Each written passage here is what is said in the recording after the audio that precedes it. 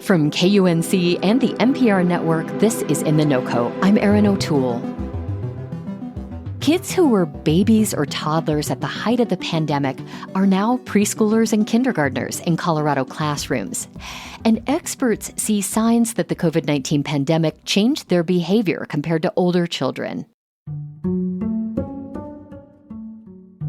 A recent round of data from the Colorado Department of Early Childhood seems to confirm that more kids now show signs of developmental delays, things like struggling to communicate or having emotional outbursts. And those can create extra challenges for families and educators. Ann Shimke covers early childhood education for Chalkbeat, Colorado. She's been following this story. And here's what the numbers show, according to Ann's reporting. In Colorado, the number of kids deemed eligible for state services after being screened for developmental delays is up. It was 17% higher in 2023 than it had been before the pandemic in 2019. I asked Ann what's behind that increase. So early in the pandemic, young children weren't going to their regular doctor's appointments. Some of them weren't in childcare at that time. And so the professionals who might have spotted some warning sign of a delay weren't seeing those kids. Also, for about 2 to 3 years during the height of the pandemic, the state ran into some budget problems and they actually raised the threshold for how delayed kids had to be to qualify for free state services.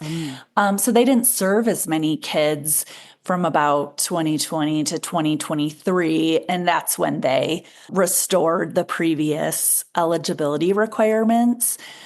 And then lastly, a lot of kids and families were very isolated during the first couple of years of the pandemic. They weren't going to play dates. Maybe they weren't seeing extended family. Sure.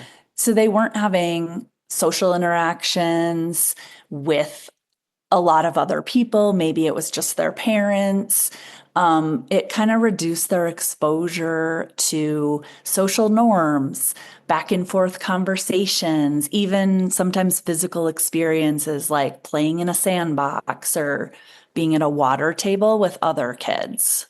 Do you have a story from a family or teacher you met during your reporting that kind of sticks with you? Yeah, so I spoke on the phone with a young mother. She was pregnant with her first child right when the pandemic hit, and she was finishing her community college degree.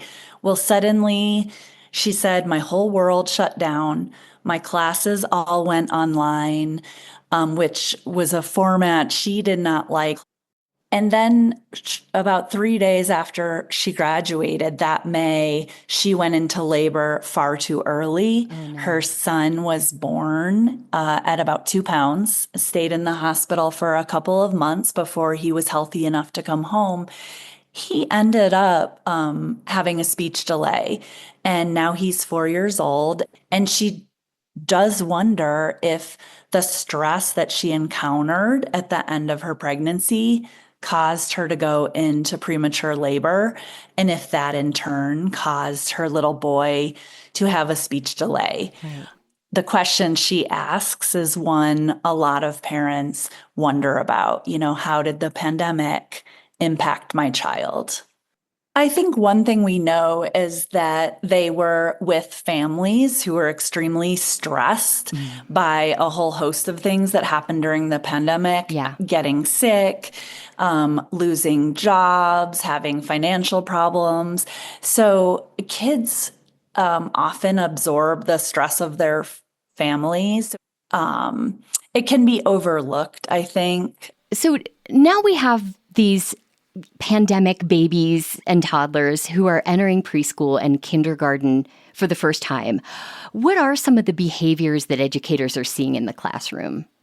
There's a couple things. So what educators told me is they're seeing more kids with actual developmental delays. So particularly around speech, communication, and emotional coping skills. So kids don't know how to control their emotions. They don't necessarily know how to take turns or share toys. They'll throw trains in the classroom or bite or hit or run out of the classroom. All of these things are things teachers, early childhood teachers have always seen, but what I would say is they're just seeing more of it. Yeah, that paints a picture for sure. So how are schools and educators responding to these challenges in the classroom? I would say one of the biggest thing educators are doing is spending more time on social emotional skills. They've always spent time on those things like how to be kind, how to be a good friend, Sure. but I think they're doing more of it. For example, one kindergarten teacher I spoke with said she used to spend maybe about 6 weeks early in the year focusing on those skills, stories about those skills.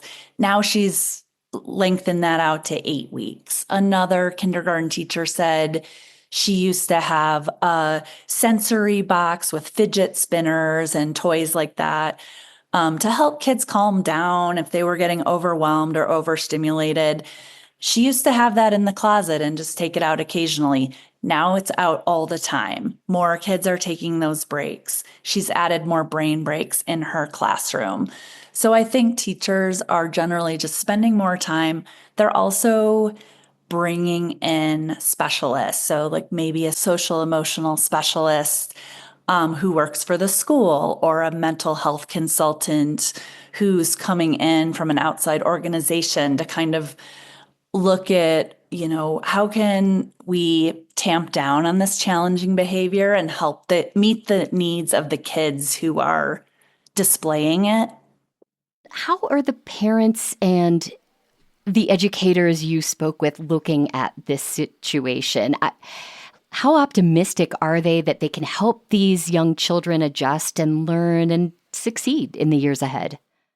So I heard both optimism and pessimism. The optimism is because young children, just because they're forming so many brain connections in the first 5 years of life, that they're very resilient, they're adaptable. Sure. So even if kind of a window was missed during the first 3 years of life, it's not a lost cause. Educators said, they still learn a ton. We still see them blossom and we still see them make progress from either delays or acting out. So that's the note of positivity. On the flip side, I think there's also a sense that educators need more help, especially below the kindergarten level. There is very high turnover among early childhood teachers. And I think there's fear that it's just going to keep happening and get worse. So Right. the people I spoke with said, we need more social emotional support. We need more early childhood mental health consultants. Ann Shimke covers early childhood education for Chalkbeat, Colorado. We'll include a link to her story in our show notes and at kunc.org. And just a reminder, you can stay connected by subscribing to our free In the NOCO newsletter. Just head to kunc.org to subscribe. That's it for us today on In the NOCO. I'm Erin O'Toole. Thanks so much for listening.